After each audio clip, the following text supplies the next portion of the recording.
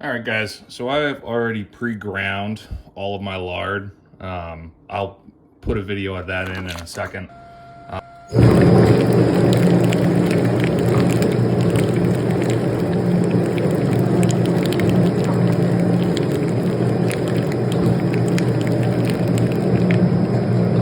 It does make life a lot easier when you're breaking this down, because what it does is it actually breaks up all the fibers in the fat, and it allows it to break down a lot easier, melt down, and it really quickens how fast it renders out. We probably have, I don't know, 15 pounds of fat here. We'll probably have this all rendered down in about 4 or 5 hours, probably less. I usually don't add water because of doing this, and as you can kind of see on there, I just have it on a super low setting, so it'll start to self-render on its own. I'm also not going to put all 15 pounds in at once. I'll start it, and then I will go ahead and have you guys come back once all of this has started to render down. But as you can see, it's already really broken down. There is a little bit of meat still in there, so I'll go ahead and pull that out and make the clarity a little bit better on it. But we'll go ahead and toss this in.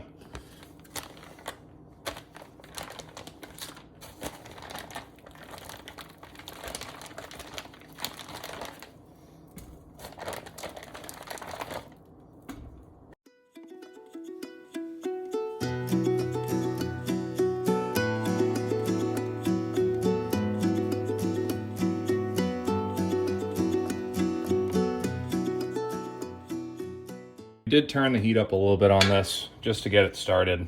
I don't want to burn it, obviously, and like I said, if you want to make sure of that, you can add water to it before you do this.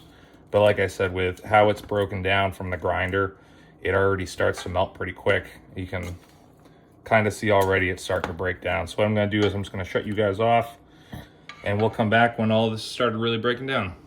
All right, kids, we're back. So this is only about 20 minutes after putting the first bag in, and you can see how much quicker, if you've rendered lard before, how much quicker it breaks down after going through the grinder. Essentially what the grinder does is just breaks down all those fibers. So it just makes the melt really simple. You can see in there are a couple pieces of, that's probably either meat or just some of the fat that's not going to break down. But before we can it, what we're going to do is we're going to strain everything out and probably render it just a little bit more. So we're going to go ahead in and add this second bag, and I'll probably just leave you guys on, and you guys can see the meltdown.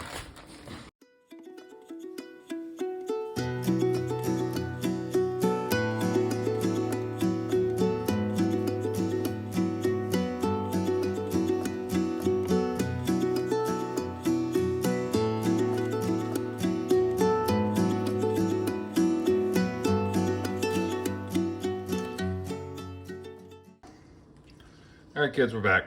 So this is about 45 minutes into the render, and as you can kind of see, all the big chunks have rendered down, and what's left is just some of that smaller stuff, little chunks of meat, some of the other chunks of fat that are just going to be a little tougher to render down. The hard part about the grinding method is you don't end up with the cracklings at the end that you can kind of salt up and eat. I mean, if we wanted to render it down for a little bit longer, we could with that. What we're going to do is, this is going to be more than enough. So what we're going to do is we're going to strain out everything that is not rendered right now. I'm going to clean out this pot, and we will toss everything back in here. So I'm going to go ahead and stop you. We're going to change, might change position, I'm not sure yet, and we'll get everything strained. All right, we are back. So as you can see, everything is a lot clearer now. All the particles are out of it.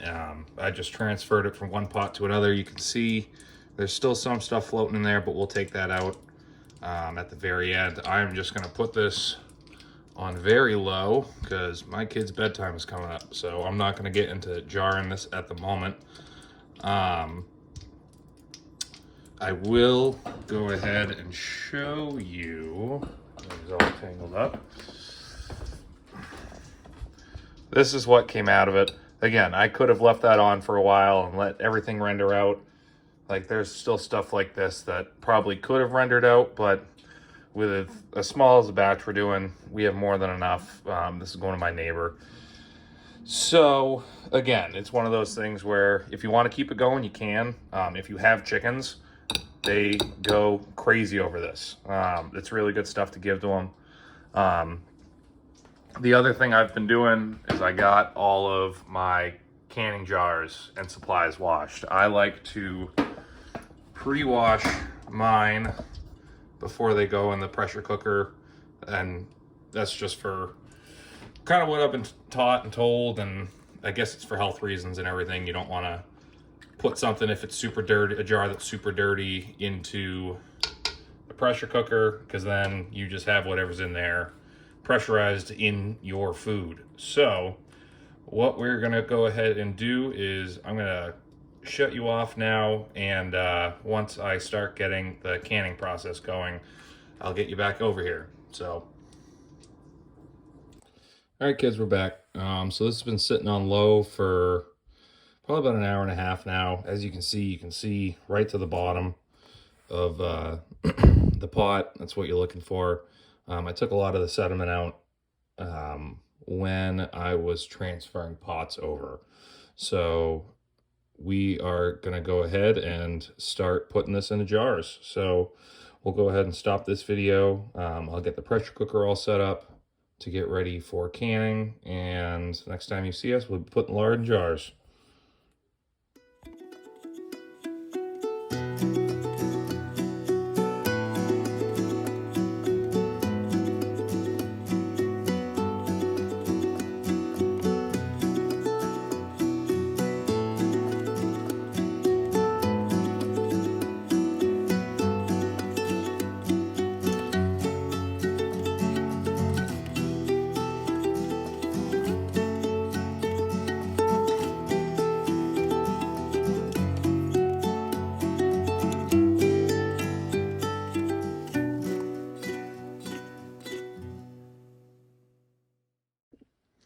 All right, so we have everything in jars.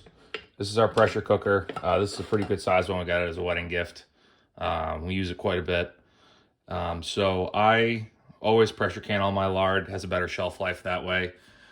So what we are going to do, we will put these in here. As soon as the pressure lock is engaged on this, they will sit in the pressure cooker for about 20 minutes with 5 pounds of pressure. This is the weight that goes on top of the pressure cooker. This one is for 5 pounds, I'm pretty sure. So I'm gonna go ahead and we'll probably put you on time lapse, and we'll get everything in there, and we'll see you guys at the end.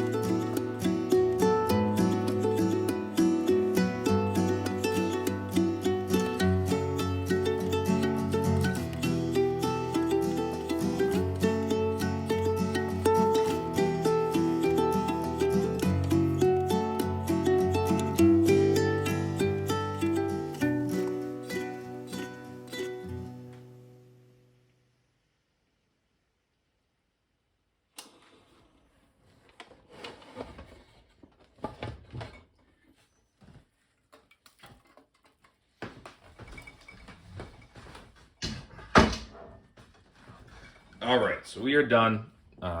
These went on for about 25 minutes all in all. So these gloves are great for this. They have, actually I have it right here.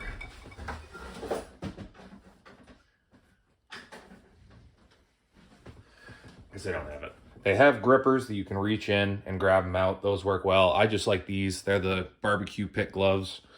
You just go in. I like to put them on a towel, separate them all out.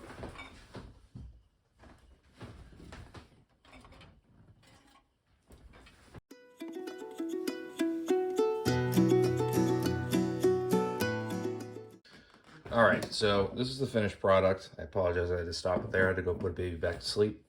But this is the finished product. The jars are super hot. Obviously, they just come out of a pressure cooker, but I feel the need to say it.